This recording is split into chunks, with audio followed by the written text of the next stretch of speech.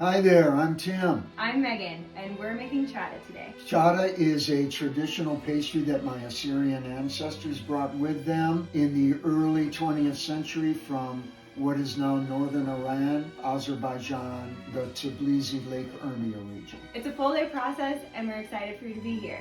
Join us! First step, get your people together. You'll need two things for chada: help and time. There are two components, filling and dough.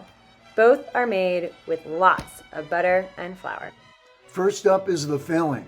You'll start by melting 3 pounds of salted butter. Salted is very important. Next up is flour. Measure out 13 cups and whisk it in cup by cup. We're making a roux, which is flour and fat cooked together. You want to cook over low heat, and you need to stir constantly to prevent burning. This is where your team comes in handy because it'll take a couple of hours. It starts off chunky and dry, and slowly it'll get smoother, easier to stir, and more brown. At the very end, it should look like peanut butter. While that's happening, you can work on the dough. Start by scalding 4 cups of whole milk over medium heat. You'll know it's done when there are bubbles on the edges. Let it cool until it's lukewarm and add 6 tablespoons of yeast. Mix and let sit for 10 minutes. While that's happening, combine the dry ingredients. You need a big bowl. This one's 10 quarts. Combine 5 pounds flour, 3½ little teas salt, 3 big teas sugar, and mix. Cut 1½ pounds of margarine or butter into small cubes. Mix it with your hands, breaking up the butter until the butter pieces are pea-sized and coated in flour. Now for the wet ingredients. Crack 8 eggs, add a can of carnation milk, and then your milk and yeast mixture. Whisk to combine. Start adding the wet to the dry, bit by bit, stirring as you go. Once it forms into a ball, you can knead it. Knead it until it's smooth and elastic. Put the dough in a warm place to rise and cover it with a clean cloth.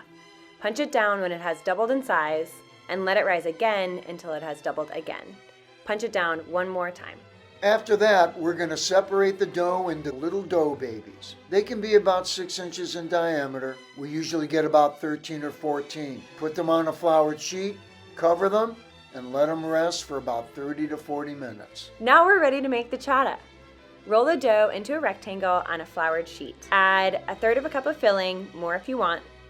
Spread it out, fold in the sides, crimp the ends, and give it another little roll. Coat with a little egg wash, sprinkle on some sesame seeds, prick it with a fork, and cut it into pieces. Put them on a sheet pan and pop them into a 375-degree oven for about 15 minutes until golden brown. We really value this once-per-year family tradition and the tie it is to our ancestors. We especially remember and appreciate Grandpa Norm and Grandma Pat for passing this on to us and our children. Cheers!